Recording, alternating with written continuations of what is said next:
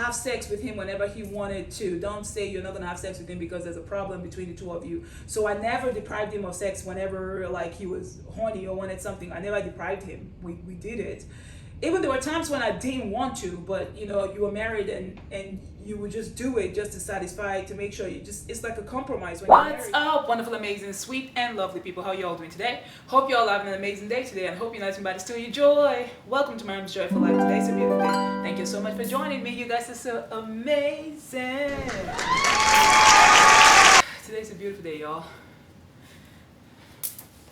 I'm using you guys as my my mirror. Do you guys think this is a good outfit for a date? Or is it too shimmery and sparkly? Because I love it. I love it. I think it is. I love this outfit so much. Like, I don't know, I just have a love for shimmery outfits these days. Something that sparkles, that adds a little bit of like shine to me. I just love it. So just want to show you guys this outfit, how it looks. Man, I feel like the perfect shoes to wear with this outfit would be like heels with straps, but I don't have a pair of heels with straps. I have a pair of heels, but they're like not nude heels, transparent sandals. They don't have straps, and I also have some boots. So I do need to get a pair of like, you know, maybe rose gold, what do you call them? Strappy heels as well. But I do have some boots that would look nice on this, or those transparent heels. But anyways, that's by the way to the point. But anyways, you guys, today's video is gonna be awesome. I know that I might ruffle some feathers with today's videos, but this is really my story and my voice and what I've experienced, and I believe this is gonna help some people. The video I want to make right now is going to help some people.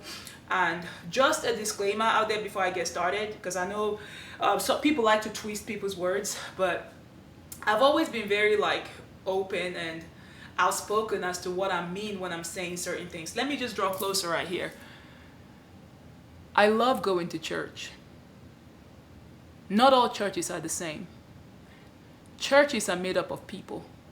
People have their own different beliefs. Although they may want to hide under the umbrella of being like Christians and stuff, they still have their own individual beliefs that rule their lives. Okay. After making this video, it's not like I'm gonna stop going to church. No, I do love the church community. I do love going. I'm gonna raise my children in the church, but I'm also gonna raise them to have some sense. You know what I mean? To have the mind of their own and not allow anybody to do their thinking for them. To be observant and know what works out for them and go with it. You know what I mean? So that's a disclaimer out there. But what I want to explain out to you guys is my own experience and what I think sucks about the church. Yeah, I'm looking over there, you guys. There's a whole bunch of stuff, craft stuff that the kids brought from summer school, and we all have to sit together and build some stuff. Y'all, I'm telling you, God help me. It's a whole bunch of stuff over there that I know is always going to need me to start building with her, and Levion is going to want to build too. It's amazing stuff, but that's okay though. That's the joy of having kids. I gotta make sure my microphone works, because what I'm about to say, people, they really need to hear. So you guys, microphone works perfect. Let me just move this closer. So it works, that's good. You always want to make sure your mic works, so that when you finish making your video, you don't like have something without a volume and you start feeling like your video sucks. But it doesn't suck. So I wrote a few things on my paper that I want to talk about today, because when that stuff came into my mind, I knew that there were people who could be currently going through, because that's how my videos are. Whenever I feel the inspiration to make a video, it's because there are certain people who are going through certain things that need to hear what I have to say. This is how doing things the church way almost killed me. All right, it almost killed me. It caused me to lose weight, gave me all kinds, almost gave me like hypertension. All right, it was God that healed me. Okay, so prior to 2020, around 2019, 2019, I was going through a lot of marital issues. It was really, really serious between, you guys know who, And I had this pastor who I was talking to, because I believe you should always have spiritual support. But now I realize that spiritual support can be different. There are different spiritual supports. There are some people who are there to manipulate you and steal your joy and destroy your life just because something in their lives is not right. So they're kind of jealous of you because something about you that makes them feel like things are working out for you. So they just want to get in and cause destruction. Anyways, that's by the way. Things were not going right between me and, there was just a whole lot of things going on between us in our marriage and stuff. And I was suffering, you know what I mean? There was misunderstanding, there was pain, and then financial struggles as well. So I had these pastors, I was always praying with them, and of course looking for opportunities that could help me make our lives better. So here are the things that the pastor advised me to do. When he came around and I asked him to pray, because he's a married pastor with kids and stuff, and he would tell me, okay, here are the advice, and this will be similar for those of you who are Christian folks who go to churches and you get counseled and they tell you this. But the pastor that I was around was like an African pastor. Okay, it was an African pastor, and I used to have this mentality that the kind of pastors who understand better and blah blah blah, whatever. Anyways, my understanding has changed. I'm telling you, it has changed, and it almost killed me for it to change, because I had this strong belief system that needed to change. Anyway, so when he would say some things that I didn't understand that were leaning towards divorce and all that stuff, because I didn't want that at the time. So I would talk to the pastor about it and say, can you come counsel us and talk to us so we can, you know what I mean? Because I feel like we need counseling. So he came around and he spoke to us and he told me, he said, okay, it felt like everything was more focused on me. You see what I'm saying? It was like I was the problem. That's how it made it sound. It made it seem like I was the problem, the way he presented it. And at the time, I wasn't even thinking correctly. You know what I mean? I would listen to him and I still did what he asked me to do, but it failed. Nothing worked. One of the things was that I should be submissive. Like, I was already submissive, doing everything. The only thing I was not doing was washing his butt. You know whose butt in the toilet, like washing their butt like a baby. I was already doing everything.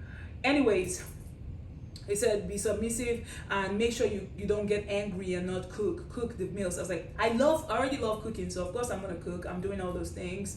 Another thing is that have sex with him whenever he wanted to. Don't say you're not gonna have sex with him because there's a problem between the two of you. So I never deprived him of sex whenever like he was horny or wanted something. I never deprived him. We did it. Even there were times when I didn't want to, but you know, you were married and you would just do it just to satisfy, to make sure it's like a compromise. When you're married, there are times when you're not going to want to feel like having sex. The other person might feel like having sex, and then you just decide, okay, let's just do it. Not because you want to at the moment, just because you feel like it's your obligation. I would do all those things and things were not changing. And then there was a time he came and talked to me. He said, well, that I need to look for a job to do and stuff so that, you know what I mean, I would have something going for me. I was looking for stuff for myself. It wasn't like I was completely jobless. I had YouTube. I was going after things that were not working out for me. I kept trying.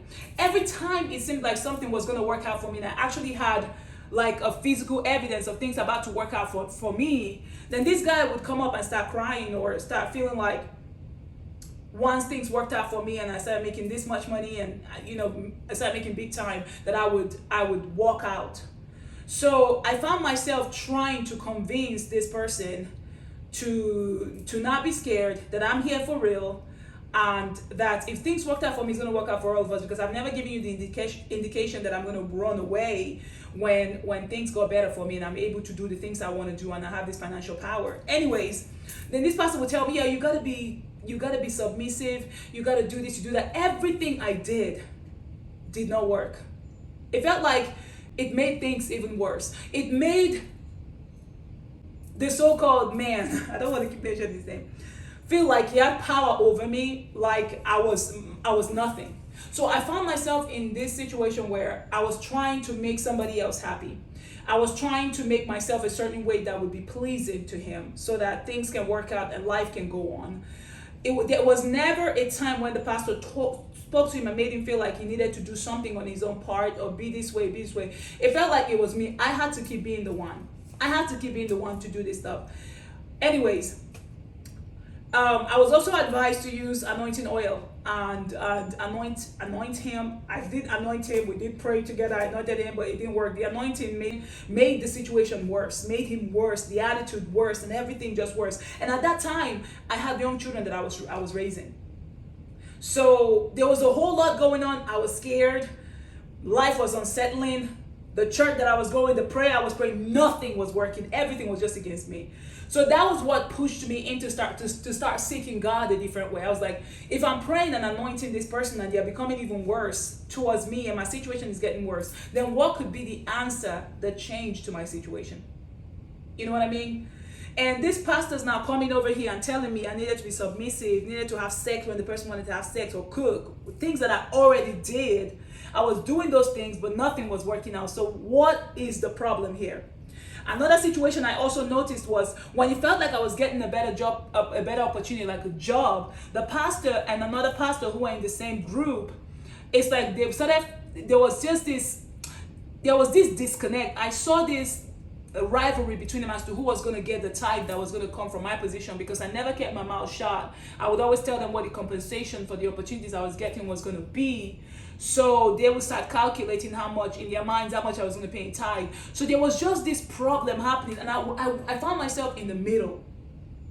I felt like I was the one who was supposed to change for everybody else. Nobody else focused on the guy to tell them, you need to do this, as a man, this, that, out of the house, do this, do that. No, it was always me who had to change.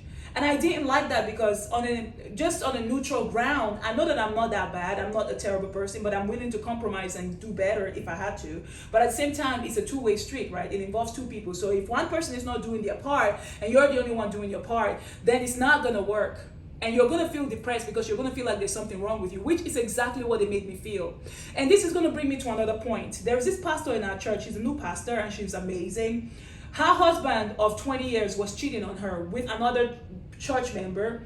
And when she found out about it, she was willing to compromise and talk to the husband so they can work through things. He didn't want to work through things. He was also a pastor.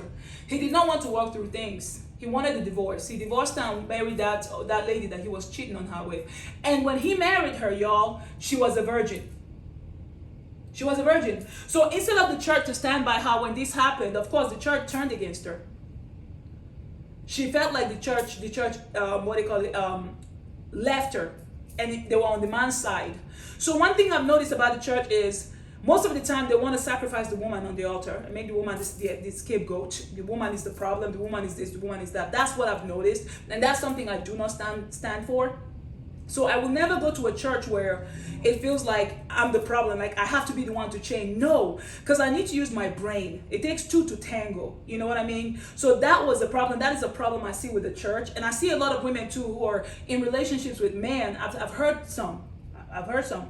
And it's like they are the ones who often have to change for the man to like them. No, boo, you are good enough. There are other men who will love you. And I've also noticed that there are men who are good men, genuinely good men out there looking for good women. Women who are being treated badly by men who don't deserve them.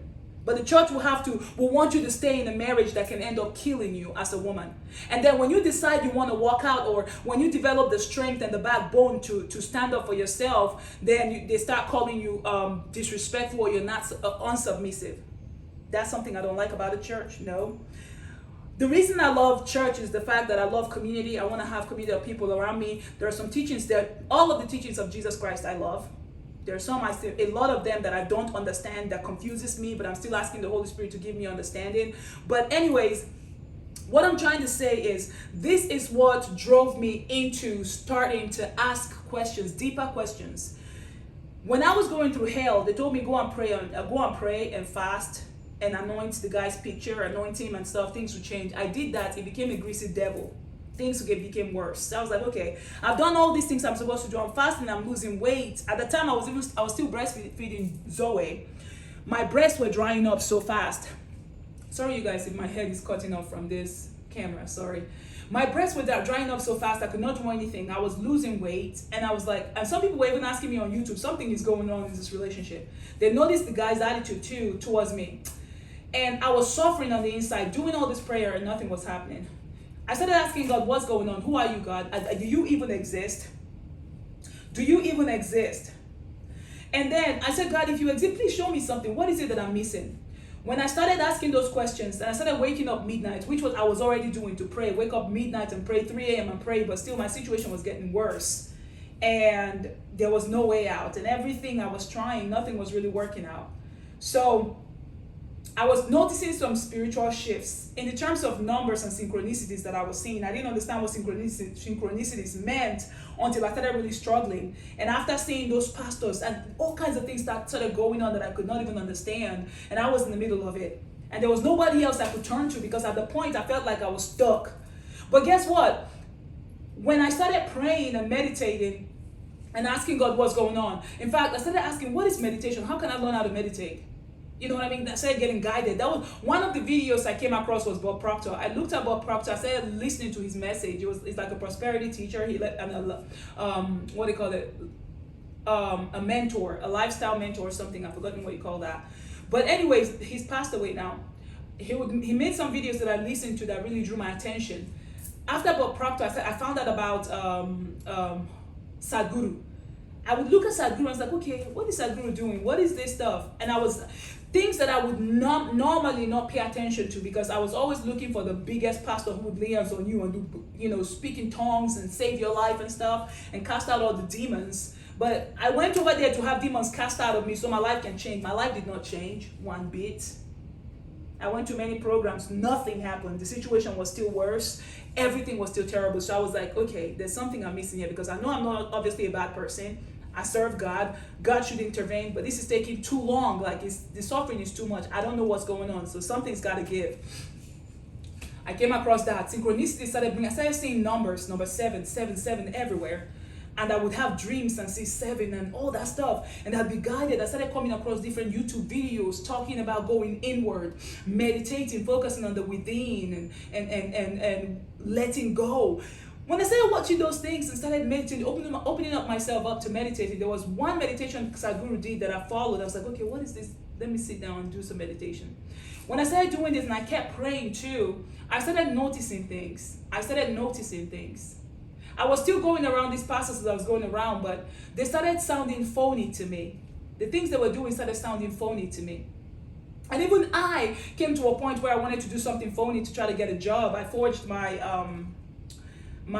resume, like everybody does. Everybody, no matter how perfect you think your resume is, if you don't forge a little bit of something, like change things around, you're not gonna, some people will not even hire you, although you may be good for the position. But that's another thing for another video. And I actually did get hired like 3 times, but the thing didn't go through because my background check failed. Anyways, that's not even the point. The point I'm trying to state is that when I kept following all the rules and regulations and guidance of the so-called pastors, nothing changed.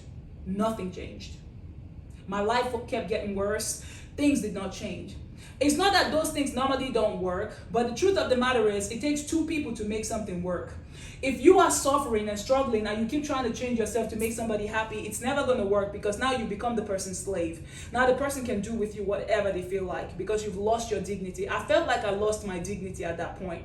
But when I started meditating and going inward, I started learning about the essence of who I am, that I'm already loved by God. I don't need to keep asking God for mercy. That the presence of God is with me even right here where I am. That I can connect when I go within through meditation and connect to my higher self, to the spirit, then things can begin to change from the inside out. When I started hearing those things, they sounded foreign to me, but I was open. At this point, I'd already tried everything I could. Nothing was working. So what should I do? Meditate, right?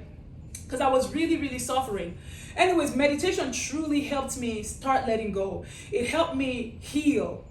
Even when things got worse than they did, you know what I mean? I was at that point where I knew that I couldn't force anything. I couldn't try to save the marriage because it was not up to me. And even me, I knew that there were already bad things going on, things that could have made me leave, walk out on him, but I didn't, because as a Christian, you gotta fight or stay or do whatever. I tried because I was trying to sort things out, work things out. And then things were not being worked out. I was struggling. When we finally moved from that place we couldn't afford to the in-laws place, the suffering increased, the humiliation increased, the disrespect increased. In fact, it came to the apex of it. On top of that, that person lied to me online, exposed me to devils who came at me again. And then at this point, he was already telling me he doesn't like it when I do YouTube, so stop doing YouTube, because he knew that YouTube was exposing the devil that I was living with at the time. Anyways, I opened up when I saw the betrayal and the things posted about me by the so-called. I opened up and I told the world about it. The so-called pastor too went behind my back and was talking to him. So there was this whole conspiracy against me to try to bring me down for no freaking reason, y'all. For no freaking reason, to try to test my faith. Baby, when I lost my first child and God blessed me with a healthy baby, that was not enough. With 2 healthy children, that was not enough to prove to them that I truly have God. Although my relationship and understanding of God was not as big as it is now. You know what I mean? But I know that it was God who came through for me. Anyways, I kept meditating. The more I meditated, the more things became clearer to me. The more I started letting go. And it was also about that time that I found that I started listening to Pastor Kim, Real Talk Kim. Listen to her, her messages were resonating. But it became even more powerful for me when things really went downhill. And I was listening to her and going within and doing my meditations, because I'm never going to stop meditating, or even listening to Sadhguru or Dr. Pillai and all those people. I started listening to the sages and all the yogis. I listened to them. And of course to my pastor, Pastor Stephen Furtick, Pastor Kim. Anyways, all of those things truly helped me. And then I started paying attention to what God was speaking to me personally, because God is going to speak to you personally. The path He's going to have you take may be different from the path He's going to have somebody else take. You see what I'm saying? But if you're in a relationship that is breaking you and somebody keeps telling you, oh, try to change yourself, or try to go lay hands on them, pray on them so they can change. No, you need to change. You need to focus on you. When I shifted the focus, I started focusing on me. I want to heal. I don't want to feel this pain anymore. I want to get better. I want to let go. I want to stand firm. I want things to work out for me. When I shifted it from projecting what I wanted on somebody else, but to myself, and started wishing and praying for what I wanted, things began to change in my life. It did not change because I was praying and fasting alone, or I was trying to go change myself, go beg somebody, please, let's work things out. There's nothing wrong with me. No. I know that there are areas I can get better at, but baby, I'm not that bad that somebody has to manage me. And it has to be my problem all the time. You know what I mean? So for you listening to me right now, and you're in a situation where your husband is treating you badly, there's a lot happening. You could have worked out if you wanted to, but because you're feeling that maybe God wants you to stay in this and work things out, and still they're treating you bad, and you're being crushed and you're being beaten up and stuff, baby, you have to run. Don't listen to the church or any pastor telling you got to stay. No, run. Because the church consists of people, a lot of people with mental health issues who would not treat themselves, but who want to project the perfection they wish they were on you, which they are not, by the way. It's just manipulation. To have you killed in something that you could have left, and God will bring you somebody better who will treat you right, the way you should be treated. So my thing is for making this video is that the devil is the devil. If somebody is treating you bad, manipulating you, putting you down, gaslighting you, and doing all that stuff, you need to do what's right for you. Look for somebody in your family that you trust, somebody you can open up to. Tell somebody about it, and you need to find a safe place for you. If you have children, a safe place for you and your children. You see what I'm saying? Don't stay too long in a situation that God has already made a way of escape for you. I did that. I stayed too long in the situation that God already made a way of escape for me, because I'm kind of stubborn and I like to see things through. But there are certain things you were never even meant to get involved with in the first place. But God is merciful. You see what I'm saying? And when you decide you want to focus on God, it always starts with you. You focus on you, try to heal, try to get better, and not try to change somebody else or change who you are to fit somebody else's expectations. Because number one, they will never be satisfied. Number two, you will be hurt. Your heart will be broken. Number three, it may cut your life short. It almost did with mine, but I let go. And right now, my knowledge of God has gotten better. I'm never going to find myself at a place, at a church, where they are preaching all kinds of lies and telling me to go be submissive, go do this, go. Well, the other person, they never tell them. You know what I mean? Because it takes two to tango. Manipulation, no. I believe that a relationship is a two-way street. I believe that a man and a woman, we're all equal. We complement one another. You see what I'm saying? So I don't have to keep changing me to fit somebody else's expectation. No, you got to change too. We got to meet in the middle grounds, baby. We need to meet in the middle grounds. And number three, you can't be with somebody who's insecure. Be with somebody who respects you, who loves you, somebody who wants the best for you. Somebody who's not going to feel threatened when life gets better for you or you get the better deal. You see what I'm saying? So with that being said, I'm still going to listen to Sadhguru. I love Sadhguru. I listen to his messages. I buy his books. I'm learning more about the spiritual world. There's so much more about the spiritual world that we don't know, that the church doesn't reveal to us. For instance, I was reading in the Bible in the part where John the Baptist's father, I think it was, what's his name again? I've forgotten the guy's name. What's his name? I've forgotten anyways. You guys can read it in the book of Matthew, the beginning of Matthew. He was a priest and he uses incense. If you read the Bible, you hear where they mention incense and the use of incense to purify the place. But if you go to churches now, they start telling you incense is not good, it's a sin. In the very same Bible, when they use incense to clear and clean temples and the house of God, there's nothing wrong with it. You see what I'm saying? There's nothing wrong with it, but people try to twist stuff. And God can speak to you, whatever message God has for somebody for you, God can speak to you directly. God no longer sends people first to tell you stuff. He can tell you. The only reason why you're not listening or paying attention to what God is telling you is because you're too involved in whatever is going on. You don't ever separate yourself to get in the silence and present yourself to God, which is very important for us to have moments of silence during the day. So I'm very grateful that I did not allow the lies of the church, the lies of these people to keep me stuck. Because if they had, my life would have ended. It would have been over for me. I would have thought that when my marriage ended, the marriage that was already like breaking my spirit ended, I would have felt like that was my life had ended. My life didn't end. It delivered my children from a terrible life. You see what I'm saying? So I'm grateful, and I'm still going to continue to learn. And I'm never going to go to a church where it's manipulative and makes women feel like they're not wanted.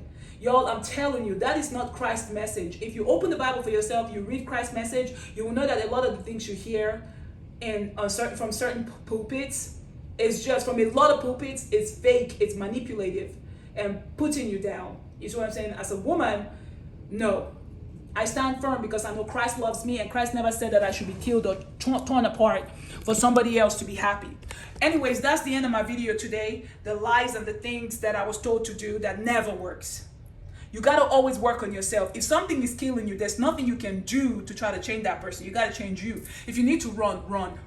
You see what I'm saying? Get out and look for help.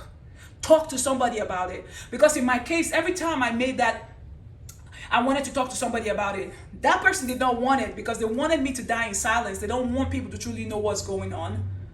They wanted me to die in silence. They were lying behind my back and telling people about stuff, but they were afraid that if I said something on my own part, it was going to crush them. But so because I was a so-called Christian, I was not going to open up my mouth. It felt like even the pastor and everybody, they were all conniving against me. They wanted to kill me, y'all, and stop me from what God has created me to do on this planet, y'all. I'm telling you, God is good. Trust in the Lord. Use your brain.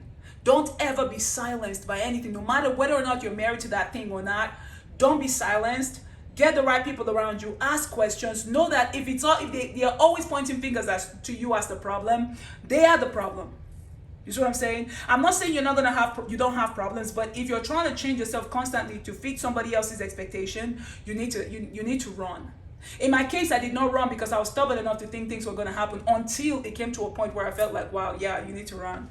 And then I opened up to the world, and the rest is history. Anyways, you guys, thank you all for watching. If you enjoyed this video, make sure you thumbs up and subscribe. I still go to church, but I'm still listening to Sadhguru. I'm still meditating and doing my thing, which is amazing. Learning more about myself and my relationship with God, knowing that God is within me and I'm connected to God all the time.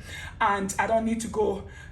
Anyways, that's the end of my story. Thank you all for watching, you guys. Subscribe, like, and I'll see you guys later. Bye, wonderful, amazing, sweet, and lovely people.